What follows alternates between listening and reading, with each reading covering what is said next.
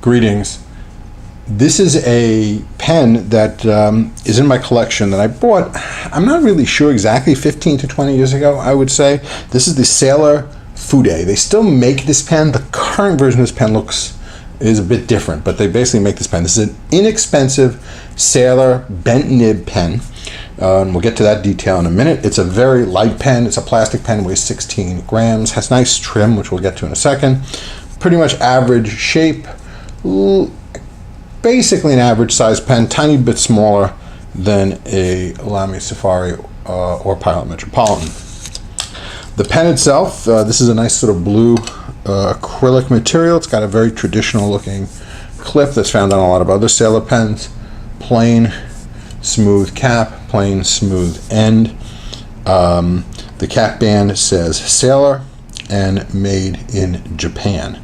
The filling mechanism on this pen is, as you might expect for a pen at this price point, is a cartridge converter. Pen uses proprietary Sailor cartridges or proprietary Sailor converter. So unfortunately, no standard international here. The nib says Sailor and F2, which presumably means Fude size 2, I guess. I'm guessing that's what that means. It's a steel nib, and as you can see, it has a slight bend upward, which will give you some line variation, which we'll get to in a minute, and has a sort of ordinary looking plastic feed. Average size section with a little flare up and some very smooth and unobtrusive threads. The pen has a nice cap liner inside it as well, so that pen tends to stay relatively fresh, and of course it posts and posts well and posts solidly. So this is, like I said, an inexpensive Sailor pen. This is completely different than the typical Sailor pens price points, which are with gold nibs, where the price points are very, very much higher. So this is like I said, a pretty nice pretty nice pen.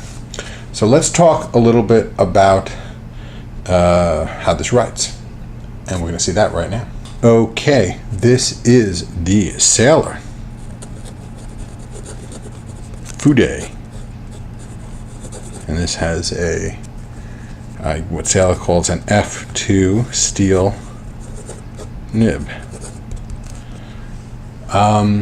So let's see how this line variation works. So on the bent nib, you've got your vertical line, and then you've got your horizontal line, and that is where you get your line variation. It's obviously highly dependent on how you hold it and the pen angle. So if you're at this sharp angle, you tend to get a finer line. If you're at this lower angle, you get a broader line.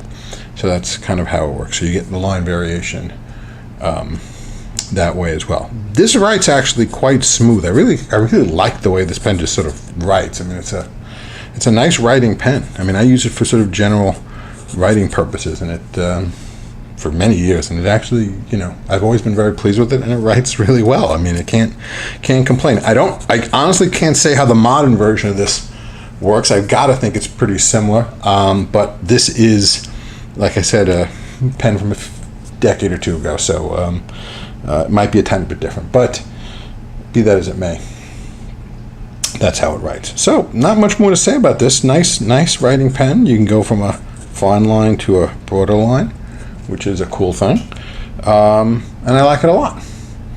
So that's about it for the pen. Let's talk about the ink, shall we?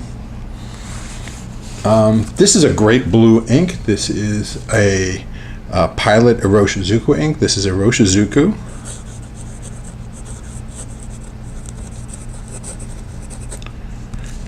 Kon-Peki.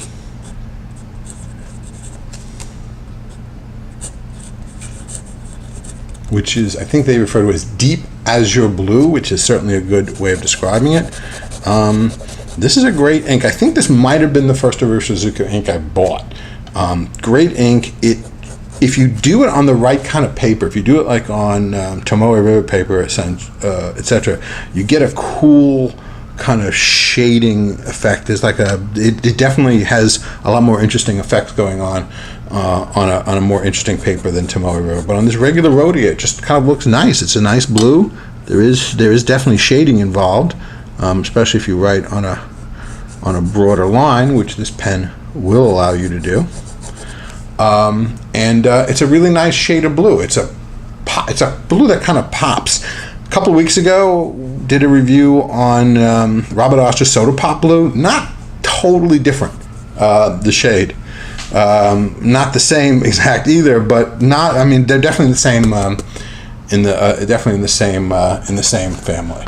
And like all Pilot Iroshizuku inks, it comes in this kind of kick-ass bottle that looks really cool. It has this cool little dimple on the bottom that lets you get your pen all the way down to the bottom. Great looking bottle.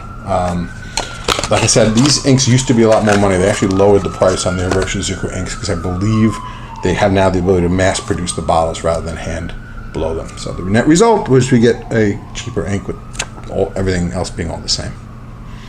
So I don't have much more to say about this one. This is a nice pen, nice ink. I hope you enjoyed this review. If you did, please subscribe. If you did not like it, please tell me why, and I'll endeavor to improve. Until next time, bye-bye.